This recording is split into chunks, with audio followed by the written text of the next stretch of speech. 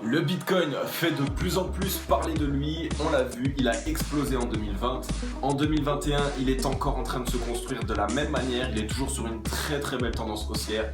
Beaucoup de personnes en parlent parce qu'ils arrivent à réaliser des gains ultra conséquents. Il a réussi à transformer des vies, plus de 400 000 personnes au minimum sont devenues millionnaires grâce à lui. Mais qu'est-ce que le Bitcoin? Quelle est la différence entre le Bitcoin et les monnaies que nous utilisons aujourd'hui comme l'euro, le dollar? C'est ce que nous allons traiter aujourd'hui. Let's go! Alors, Bitcoin versus euro, quelle est la différence? Aujourd'hui, on va vraiment s'attaquer à ce sujet-là et ça va vous permettre de comprendre comment est-ce que notre système bancaire à nous est actuellement utilisé et comment est-ce que le système du Bitcoin fonctionne actuellement. D'accord? On va découper ça en deux phases. Donc, on va commencer d'abord par parler du système bancaire actuel et ensuite, on va parler du système du Bitcoin pour vous faire comprendre un petit peu les différences qu'il y a entre les deux. D'accord? C'est parti. Alors, le système bancaire actuel, si vous le savez, si vous ne le savez pas, je vais quand même vous le dire, c'est un système qui est centralisé. Ce qui veut dire qu'il passe entièrement par des banques. Donc, la première banque par laquelle il va passer, ça va être la banque centrale. Des banques centrales, il y en a plusieurs, mais nous, celle qui nous gère, nous actuellement, c'est la BCE, donc la Banque centrale européenne, d'accord? Donc elle va avoir la possibilité soit d'émettre, soit de créer de la monnaie pour ensuite directement la distribuer aux banques que nous connaissons tous, donc Crédit Mutuel, Crédit Agricole ou toutes les banques que nous utilisons traditionnellement, d'accord? Ensuite, ça va être ces banques-là, donc ces plus petites banques qui vont gérer en fait directement les euros, les dollars qui ont été créés, qui ont été envoyés à ces banques-là, qui vont être gérés du coup pour nous, les particuliers, pour qu'on puisse directement l'utiliser directement à travers des CB, à travers des chèques, à travers le liquide par exemple. D'accord? Donc tout le système bancaire, donc pour pouvoir payer en CB aujourd'hui est totalement informatisé. C'est un système informatisé qui est directement géré simplement par les banques. Ok. Donc toutes les banques, elles sont centralisées, d'accord. Ce qui fait que on peut aujourd'hui effectuer des transactions. On ne peut pas, pardon, excusez-moi, effectuer des transactions bancaires sans que on ait la permission directement et qu'on ait été accepté par les banques, les entités qui peuvent gérer ce réseau informatique. D'accord? Donc, toutes les transactions qu'on va faire aujourd'hui vont être à un moment ou à un autre acceptées via ce réseau informatique et surtout acceptées par les banques. D'accord? Ce qui va permettre en gros une certaine régulation et ce qui permet donc de ne pas pouvoir faire des transactions à terre la vigo à gauche à droite sans devoir passer par quelqu'un qui puisse le voir et accepter ou non cette transaction.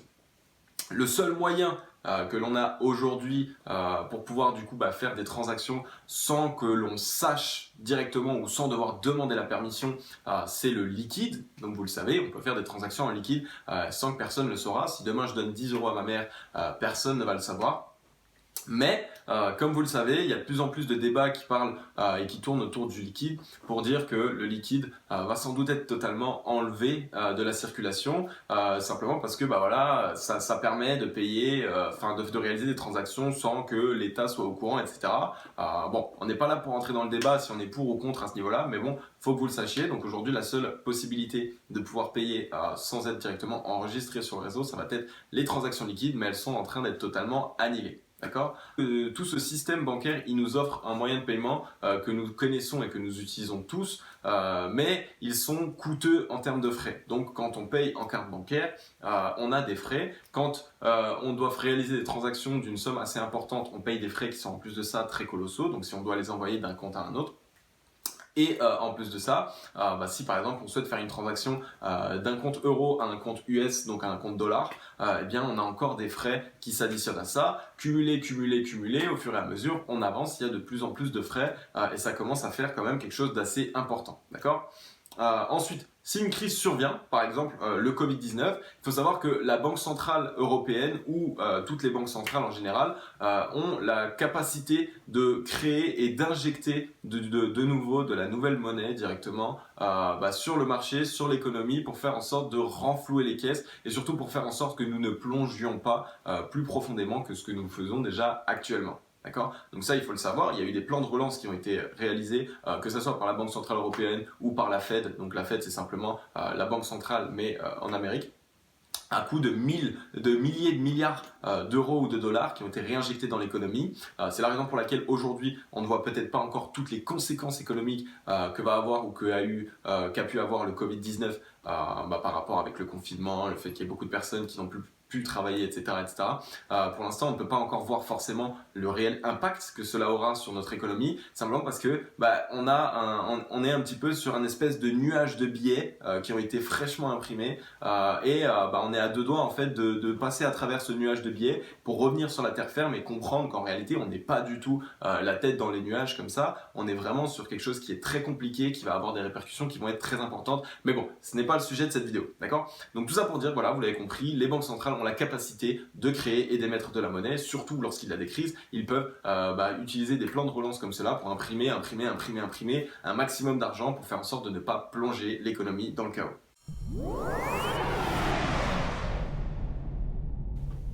Ensuite, comment fonctionne le système des crypto-monnaies actuelles, d'accord? Alors, les crypto-monnaies actuellement, ils marchent sur un système qui lui est décentralisé. Donc par exemple, si on prend le Bitcoin, c'est un système qui est décentralisé, d'accord? Donc il a été en gros directement lors de sa création, le nombre de Bitcoin a été directement, le nombre maximum de Bitcoin qui sera mis en circulation a été directement bloqué. C'est-à-dire que dans directement le noyau du Bitcoin, donc lors de sa création informatique, on a dit le Bitcoin, il aura 21 millions, il y aura 21 millions de bitcoins qui vont être émis en circulation et pas un seul de plus. Alors, on pense que on va arriver en gros à cette somme des 21 millions d'ici 2140.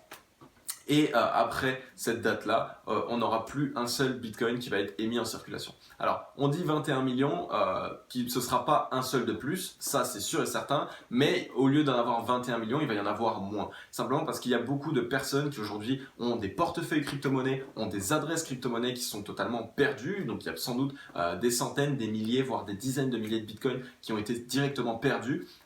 Et en plus de ça, il y a aussi bien évidemment des Bitcoins qui ont été saisis par la justice. Alors la justice peut les vendre par la suite sur un marché, mais donc ça va être remis en circulation, mais est-ce qu'ils vont tous le faire, est-ce qu'ils ne vont pas le faire, on ne sait pas. Tout ça pour dire que voilà, 21 millions maximum, et il y en a sans doute moins puisqu'il y a eu beaucoup de pertes. Donc en gros c'est vraiment grâce à ce principe élémentaire qu'il y a un vrai effet de rareté sur le Bitcoin, parce que en fait il n'a pas une émission incalculée de son token, de son jeton. Donc on ne va pas avoir des milliards et des milliards de Bitcoin qui vont être mis en circulation, il va y en avoir seulement 21 millions. Ce qui crée un vrai effet de rareté puisqu'il va y avoir de moins en moins d'offres pour de plus en plus de demandes. Donc vous le savez, en économie c'est quelque chose qui est très représentatif, la loi de l'offre et de la demande. Plus il y a de demandes et moins il y a d'offres, et plus le prix va être élevé, plus on va pouvoir fixer un prix qui va être élevé. D'accord ?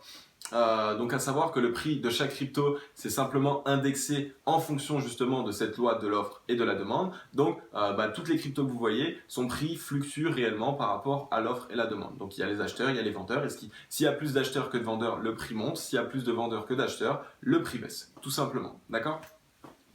Si le BTC il n'est pas centralisé, vous pouvez très bien vous poser la question qu'il n'y a donc aucun contrôle. C'est une question que tout le monde se pose, c'est une question qui revient tellement souvent lorsqu'on vient me parler crypto-monnaie.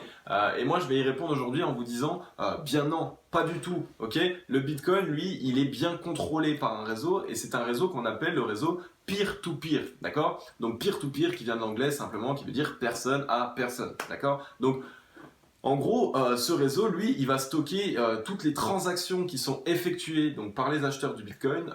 Donc toutes les transactions qui ont été effectuées, ils vont être directement stockées dans ce réseau peer-to-peer, qu'on peut aussi appeler, c'est aussi un système de blockchain, mais bon, ça, je vous l'expliquerai dans des futures vidéos, parce que là, sinon, je vais vous embrouiller, d'accord? Donc ce système, en gros, il se fait via des ordinateurs qui sont tous interconnectés, donc tous connectés au même réseau et en même temps, les uns aux autres.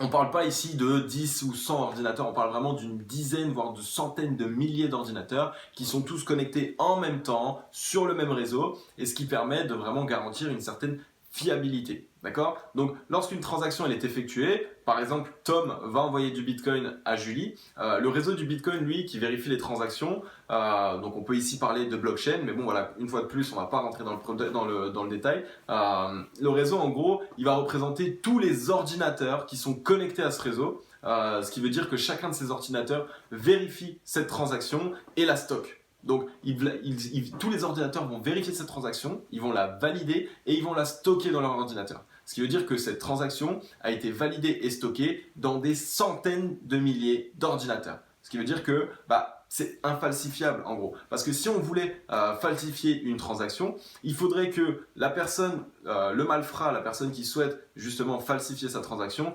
arrive premièrement à rentrer dans un seul ordinateur, à transformer, à directement en fait falsifier cette transaction. Mais ça, déjà, c'est très compliqué sur un seul ordinateur. Mais dites-vous bien que pour pouvoir falsifier l'information, puisque comme je vous l'ai dit, ça a été stocké dans des centaines de milliers d'ordinateurs, la personne qui veut falsifier une transaction va devoir réussir à pénétrer chacun de centaines de milliers d'ordinateurs et réussir à transformer, à changer, à falsifier la transaction au sein de ces centaines de milliers d'ordinateurs.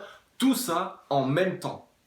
Il faudrait qu'il arrive à faire tout ça en même temps. Alors autant vous dire que la difficulté est vraiment très importante. Jusqu'au jour d'aujourd'hui, il n'y a jamais eu encore de falsification de transactions qui a été réalisée, à moins que je me trompe, mais je n'ai jamais entendu parler de ça. Et c'est vraiment quelque chose d'ultra compliqué, presque infaisable, puisque plus il y a d'utilisateurs du Bitcoin, plus il y a d'ordinateurs interconnectés, plus c'est compliqué de pouvoir directement falsifier des transactions. Donc quand on entend à gauche, à droite sur TF1, la boulangère, ton père, ta mère, qui te dit que les crypto-monnaies, c'est une monnaie qui n'a aucune valeur, qui en plus de ça, c'est une monnaie qui peut être falsifiée, qui est utilisée pour acheter des armes, pour acheter de la coke, pour acheter tout ce que tu peux entendre de mal à ce niveau-là, c'est tout à fait faux. C'est-à-dire que déjà, à la base, comme je vous l'explique depuis avant, il a une vraie utilisation, il a une vraie utilité.